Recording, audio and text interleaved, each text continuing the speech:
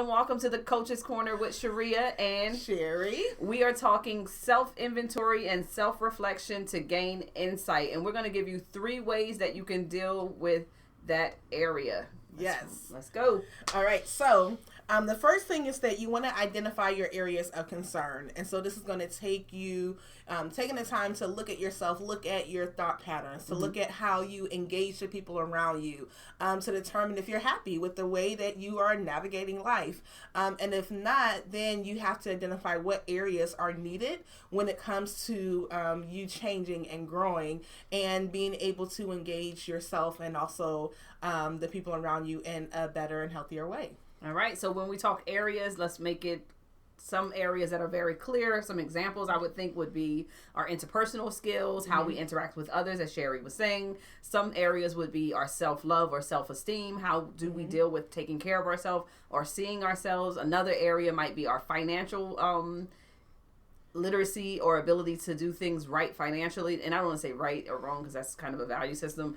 Our ability to have our goals met financially and what kind of insight we need about how we feel about money or think about money. And then some other areas could also include friendships, again, or that's interpersonal, education, intellectual. It could be a number of areas, but we want you to find one.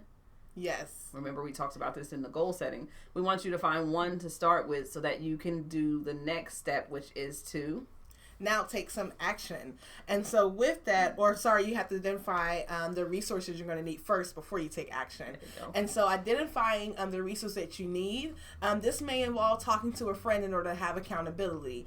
Depending on the depth or the seriousness of the area that you need to grow in, you may need to work with a licensed professional. So if it's a financial goals that you have, you may need to actually go and work with an accountant or get a financial advisor. If it's related to your mental and emotional wellness, you may need to see a licensed therapist. If it's your physical health, you may need to go and schedule that appointment with your primary care doctor or another specialist in order to get the proper tips that you need and treatment and medication possibly in order to support your goals now when it comes to improving the areas of concern. Yeah, so it's really important to, once you identify the areas, understand the areas that you plan to deal with, get one and really be strong and decisive on that one area, because one thing at a time is always going to be more successful than trying to multitask multiple goals. Once you do that, then identifying the supports that you need to make sure that as you're moving towards this next goal or next step, you're able to do it in the best way possible, which is to have the right support. So then you would go on to number 3, and it is taking action. So now that you've already pointed out and you specified where the areas are you want to grow, you've identified the proper resources to now support you to grow in that area. Now it's time to put it into practice. You don't want to just stop at having the knowledge and knowing what to do without actually doing it. And you want to just make goals that are going to enable you to be able to make progress on a daily, weekly, and monthly basis. And make sure that you give yourself the time frame to do it. Don't try to rush to meet a goal in 1 month. That you really need to take 12 months to be able to go. For instance, even when it comes to financial goals, if you have had debt that you've built, over the course of 5 years, it's going to be a little challenging to get rid of that in just 1 week, right? And so you want to make sure that the timetable is in alignment with your goals so that you give yourself the time that you need to actually meet it and to achieve it.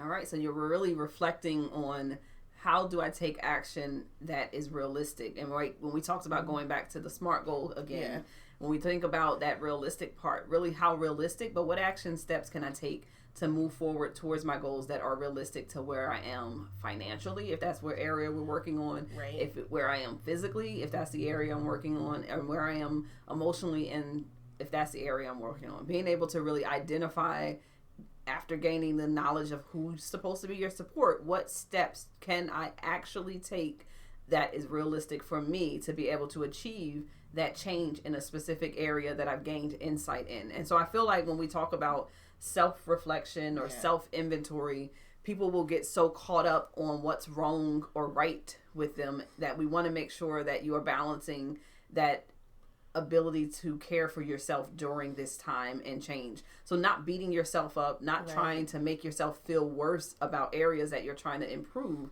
but looking at every step of success as part of the success and really almost being your own, and hopefully your accountability partner, whoever or whatever identified support you have, will give you that ability to also celebrate the process and not just the result. Yes. And so that becomes really important to me, just when we think about self-reflection and self-inventory, not to only look at it as a negative, but how do I get this change as a positive towards growth. Yeah, definitely. Success is a journey, not necessarily a destination. Yes. Now, if you make it just about success being a journey, then you can enjoy the process and also acknowledge the growth that you're having, even though you haven't met your ultimate goal yet. Yes. And before we go, we are definitely going to tell you to join us on our different websites. You can find Sherry at sherrywary.com. And you can find Sharea Farmer at shareafarmer.org, or you can find us both at rswellness.org, right. Where we are doing the work under the counseling agency, but we're also doing our individual work that is trying to help the community. Again, Sherry has an awesome program out right now, and she's not self-promoting, so I'm going to promote. Talk about the accountability partner coming up and showing that you need to make sure you're doing your goal, which is Sherry has a Walking Through the Pain course that's 21 steps to practical wellness. Yes. And it is available now.